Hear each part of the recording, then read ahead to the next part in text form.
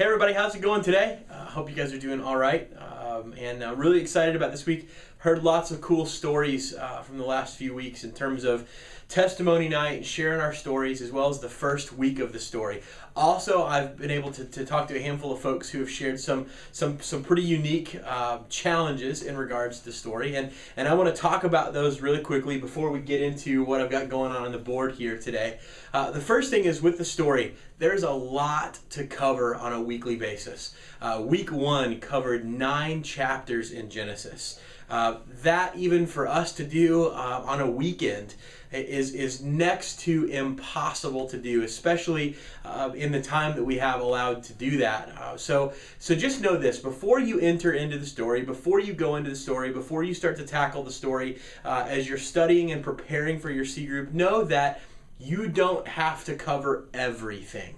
You don't have to cover everything that's being covered in the story. To try to cover 9 chapters in the book of Genesis, creation, the fall, Noah, that's a lot to cover on a weekly basis. Just like this week, as we're talking about Abraham and growing that family, and Jacob and Esau, and Isaac and Rebekah. I mean, that's a lot to cover in the 30 to 45 minutes that you're going to have your students sitting around you ready to listen and ready to learn. That's a lot to cover. Know that you don't have to cover everything.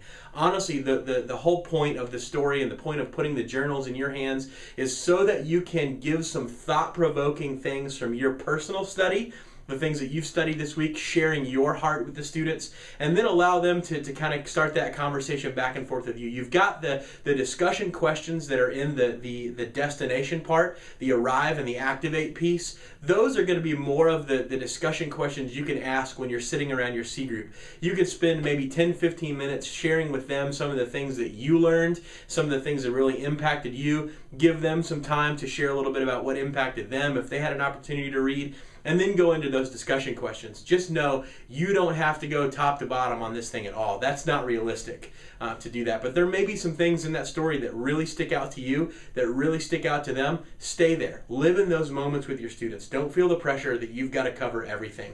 For example, this weekend in Collide, Matt, in the story in the second chapter of the story, as God is building this nation, Matt chose 3 things. The first thing is that what God has promised us will come true. The second thing is what God has in store for us is better. And the third thing was who God has planned for us is better. So I think those are those things that as we begin to unpack the story with our students, to really think through, what does this look like in their minds, and know that you don't have to cover everything. What are the pieces of the story that are really going to impact you, and what are the pieces of the story that are really going to impact them, and just live in those moments. Create those opportunities for them to really dive in and live in those moments, and don't worry about if you don't get through everything. That's totally fine. So if I can, I want to take that pressure off just a little bit. Now, the second thing that I want to talk about today, and this is what's up on the board here, and this is something that I think is going to be really important for us going forward, because it's very easy to get bogged down in the information and the actual knowledge piece of reading the story without going into the activate piece. Now, what this says here is there's 2 wings of disciple making. Just like there are 2 wings on a plane. You have Bible study, which is the story. So we'll go ahead and mark that as the story. Or this is intake, right? This is for us as we are taking in knowledge, we are studying, we are learning, we are growing in our knowledge. So we'll put in right there. And then there's the second wing, which is evangelism, right? So this is more of the output, right? This is more of what we're doing with what we've learned. So, this is doing or activating, and this is out. So you've got this intake and you've got this output when it comes to disciple making. It's easy for us right now with the story, as big as the story is, and the fact that you see it everywhere and it's going on across the entire footprint of our church, it's easy to get stuck in Bible study mode and not go into this activate mode, this doing mode, this output mode.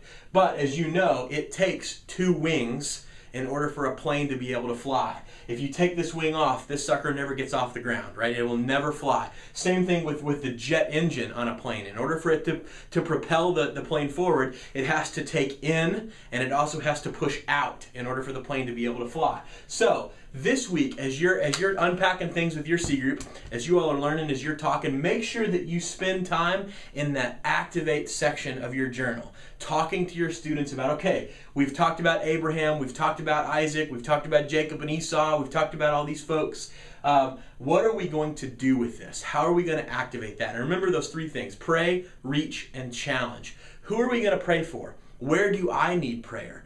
Who are we going to reach out to? Who needs to hear this? And then where do we need to challenge? Either where do we need to be challenged and stretched, or who do we need to challenge with what we've learned in the story? So we can't forsake this second wing of evangelism or action or activating or doing for the sake of the story, for just inputting and planning more knowledge. At some point, we've got to move with this. And it's better for us to start now, again, taking baby steps on what are we going to do with this, but really begin to transition your students into this activating mode, because what that does is it draws that 18 inches of connection from their brains to their hearts and really helps them to make this a reality, really helps them to make the story and what happens in the story relevant to their lives, relevant to their families, relevant to their schools, and so on and so forth. So wanted to give you this today and make sure that we are actually getting to that activate phase on a weekly basis.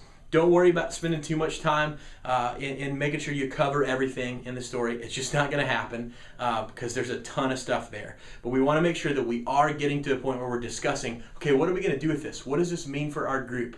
And then hold each other accountable to that. So when you come back again after the next week, you go, okay, last week we talked about we're going to pray for these people, we're going to reach out here, we're going to challenge here. Did we do that? So that they understand as they walk in the door, I'm going to be asked, who did I pray for? Who did I reach? And where did I challenge? So they know beforehand that's going to happen. It's going to make them more apt to do that kind of stuff. So that's kind of the download for today. Wanted to remind you really quickly, this Sunday from 9 to 10 in the Foundation Room, we're going to be doing a supplemental training. For those of you who were not able to make the original story training here a couple of weeks ago, we're going to be doing that exact same training over again. If for some reason you want a refresher, you want to come back and hear a little bit more about the vision for C groups. So we talked about this 40,000 foot vision for C groups, what it means to make disciples, how do we do that, where the story fits into that. Feel free to come back. It's going to be in the Foundation Room, second floor of the block, from 9 to 10. We're going to have to keep it right at an hour.